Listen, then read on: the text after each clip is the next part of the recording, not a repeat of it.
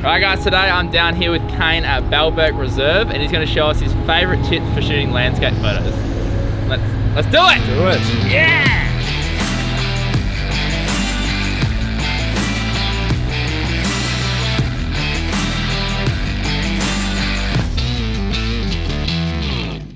What's up guys, Andrew Murphy here, and this one is a super exciting one for me today because I haven't shot landscape in years and I used to always do it when I first started shooting photography, and who better to teach me than Kane himself. Hey guys, I'm Kane Artie and I do landscapes. I shoot with the Canon 5D Mark II and also fly the Mavic 2 Pro.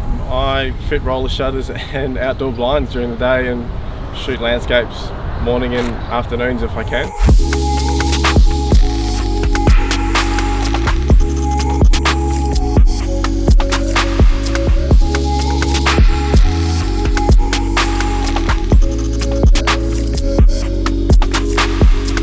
So tip number one is get a good tripod. So the most essential thing I'd say when you shoot landscapes is to have a good, sturdy, solid tripod. This is where you shouldn't really be stingy on your money. You should spend a little bit more and get something that's half decent. Obviously you can get like carbon fiber, plastic, metal, there's lots of different things that you could get. If you're gonna be doing lots of trekking and stuff, obviously carbon fiber is gonna be a good option. It's obviously a lot more pricier, but it will save your back in the long run. But just something that you can really plant on the ground and keep your camera sturdy. A lot of tripods will limit you in the height that you can go, so if you can get one that goes super, super low and super high, then you have a bigger range that you can use. The other important thing with your tripod is the head that you get. So you can either get like a ball head, which just goes in any direction. There's also 2 or 3-way adjustable heads.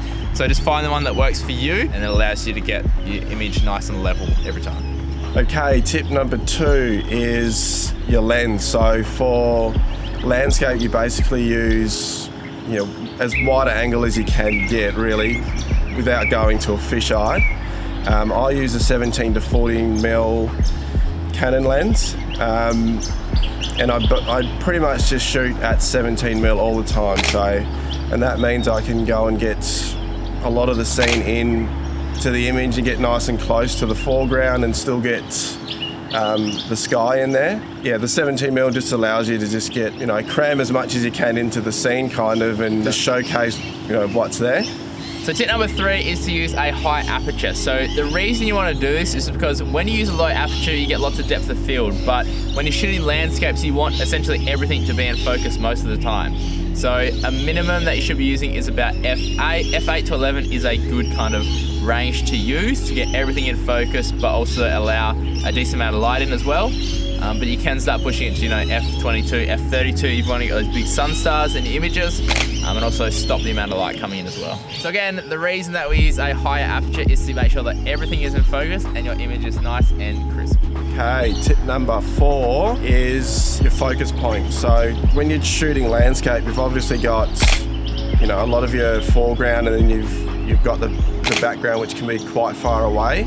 So trying to get it all in focus can be quite difficult. What you want to do is try and focus 1/3 of the way into your image, pick that spot, then I go and change the focus to manual so it stays locked on that spot. Just double check it once you've taken a frame, have a look through the photo to see if everything from the front to the back's focused. Yeah, and you should be good. So tip number 5 is to slow your shutter speed down. So why you'd want to do this is to allow more light into your sensor so you don't have to bump up your ISO as much, and also to add motion to your images. So say we're shooting a nice shot with some water and you want to smooth off the water, then we can slow our shutter speed down, and what it will do is it'll actually glass that off real nice. Also, if there's clouds in the sky, you can get some nice motion in there. So it kind of looks like it's a moving image, but it kind of doesn't at the same time. And it also is going to allow us to bring our ISO down, which means we're going to get way cleaner images.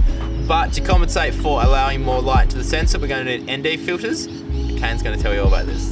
Yeah, so tip 6, that leads us into the filters. Filters is a really big part of landscape photography. You're normally shooting at sunrise or sunset.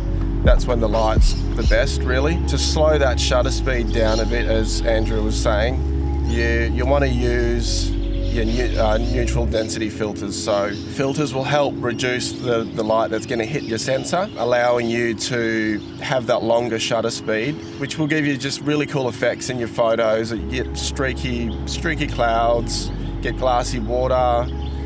You can get all sorts of different things. If you've got lots of people around, it will pretty much cut out the people if you have a long enough exposure. Then also with filters is the grad filters. So the grad filters is probably my most used filter. That just helps darken purely just the sky and leaves the foreground and just exposed normally, and that helps balance the exposure of the whole image. So when you go to do your post-processing on the image, just a bit easier to work with. Polarizer filters are also brilliant. They'll help cut out the reflections on the water.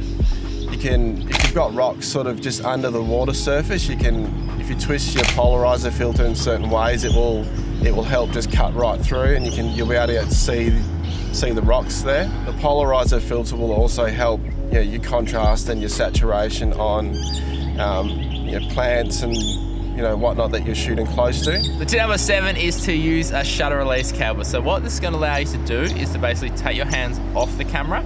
It's going to eliminate things like camera shake when you press the shutter, but it's also going to allow you to push your limits with the shutter speed. So most cameras will limit you to about 30 seconds in camera. So by turning your mode to bulb and then by attaching your shutter release cable, it's going to allow you to push the limits on that and go literally infinitely as long as you want. A good shutter for this is 1 to 2 minutes if you're trying to get that real silky smooth look. The other cool thing with a shutter release cable is that you can set intervals. So say if you're trying to get a photo of a landscape and you don't want to keep pressing the shutter every single, 30 seconds, then what you can do is you can actually set it to take a photo every 30 seconds. You can turn it on, then you can kind of just sit back, relax, and it will do all the work for you. Tip number 8 is going to be perspective. So just getting a different angle on your shot. So getting really low, getting really close to something.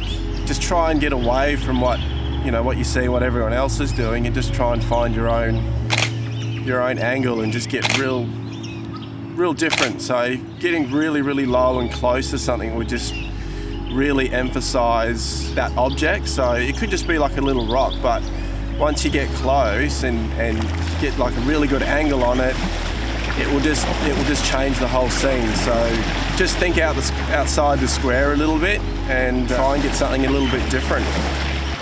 That suddenly just got real loud. I was going to say. Right, and as a bonus for sticking around to the end, tip number 9 is to do HDRs. So what a HDR is basically a bracketed image. So generally when I do my HDRs, I do my exposure and I do 2 stops below and 2 stops above. But you can do it anywhere from 1 to 4 stops on most cameras. Essentially what it's going to do is it's going to get an exposure in the middle, and then it's going to get one exposure that retains the highlights and one exposure that retains the shadows. And then when you combine it all together, you get this perfectly smooth image that essentially has no clipping in it. A thing to note but is that HDRs are an interesting look and you can push it too far. So when you are creating HDRs, be sure to make it subtle and make it kind of like what our eyes would see and not push it too far, because that's where it starts getting a little bit funky. Massive thanks to Kane for coming on and helping us out with this one. If you haven't checked out his Instagram, definitely do it. It is absolutely banging. Every single shot is so good, man. I love looking at your feed. Any last words? Just try and be a little bit different. Get out there. The main thing is just to get out there and try. Just walk around, find some cool things to shoot. Just enjoy. Yeah. Enjoy it. And you get to get outside and enjoy the sun. Golden hour. Yeah. So perfect. Good. Yeah. All right, guys, if you like this video, be sure to give it a like and leave a comment below of what your favorite tip was. And if you're not already subscribed, be sure to hit the subscribe button and turn on the bell to be notified every single time I release a new video. And as always, happy filmmaking and happy photo taking as well, I guess now. Yeah. And we'll see you on the next one. See ya. Cheers.